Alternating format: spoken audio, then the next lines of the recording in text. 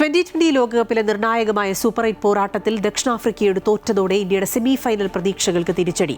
Semi final സാധ്യതകൾ സജീവമായി നിലനിർത്താൻ വെസ്റ്റ് ഇൻഡീസ്, സിംബാബ്വെ എന്നിവരുമായുള്ള മത്സരങ്ങൾ നിർണായകമാകും.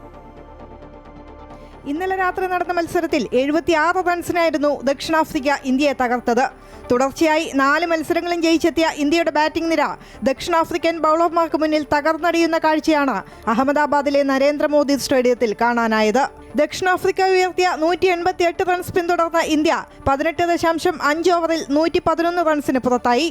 42 റൺസ് നേടിയ ശിവം ദുബെ ഒഴികെ ആർക്കും ഭേദപ്പെട്ട സ്കോർ നേടാനായില്ല. ആദ്യം ബാറ്റ് ചെയ്ത ദക്ഷിണാഫ്രിക്ക നിശ്ചിത 20 ഓവറിൽ 7 വിക്കറ്റ് നഷ്ടത്തിൽ 187 റൺസ് നേടി. ഈ തോൽവി ഇന്ത്യയുടെ സെമി ഫൈനൽ പ്രതീക്ഷകൾക്ക് മങ്ങലേൽപ്പിച്ചിരിക്കുകയാണ്. ഇനിയുള്ള 2 മത്സരങ്ങളും ഇന്ത്യക്ക് നിർണായകമാണ്.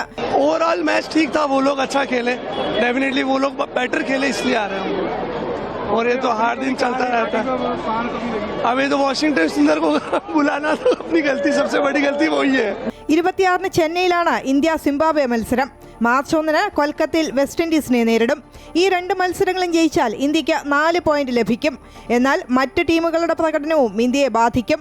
പോയിന്റ് പട്ടികയിൽ വിവിധ ടീമുകൾ ഒരേ സമയം മുന്നിലെത്തിയാൽ നെറ്റ് റൺ റേറ്റിന്റെ അടിസ്ഥാനത്തിലാകും സെമി ഫൈനലിസ്റ്റുകളെ തീരുമാനിക്കുക.